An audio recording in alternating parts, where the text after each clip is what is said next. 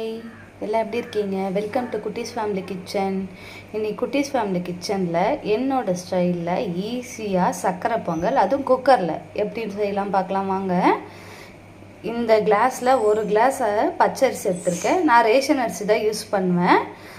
இதில் 1/4 கிளாஸ் பாசிப்பருப்பு. இது அரை மணி நேரம் தண்ணியில் ஊற வச்சு வாஷ் பண்ணி எடுத்து வச்சுருக்கேன். உங்களுக்கு கடலப்பருப்பு வேணால் போட்டுக்கோங்க. வீட்டில் என்கிட்ட இப்போதைக்கு கடலப்பருப்பு இல்லை, அதனால பாசிப்பருப்போடு விட்டுட்டேன். தண்ணி அரிசிக்கு இந்த அளவுக்கு பார்த்தீங்களா, எந்த அளவுக்கு தண்ணி ஊற்றி வச்சுருக்கேன்னு அது வரைக்கும் ஊற்றிட்டு ஒரு 4 விசில் வச்சு இறக்கி நான் காமிக்கிறேன் எப்படி இருக்குன்னு. பாருங்க எந்த அளவுக்கு வெந்திருக்குன்னு. பால் போட்டு கலந்துக்கலாம்.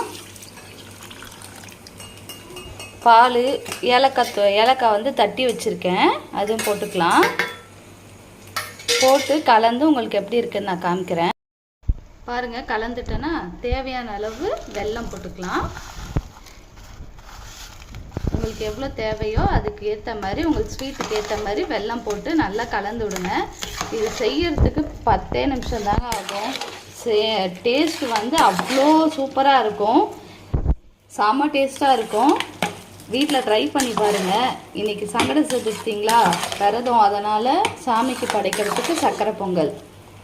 முந்திரி திராட்சை வறுத்து வச்சுருக்கேன். வறுத்து வச்சுன்னே இது கரைஞ்சி முடிச்சுன்னே முந்திரி திராட்சையும் போட்டு நான் உங்களுக்கு காமிக்கிறேன் எப்படி இருக்குன்னு.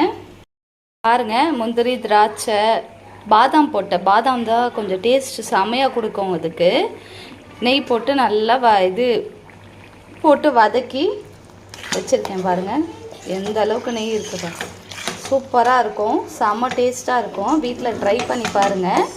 10 நிமிஷத்தில் சர்க்கரை பொங்கல் தயார். வீட்டில் செஞ்சு பார்த்துட்டு எனக்கு கமெண்ட் பண்ணுங்கள். பாய், நெக்ஸ்ட் வீடியோவில் பார்க்கலாம்.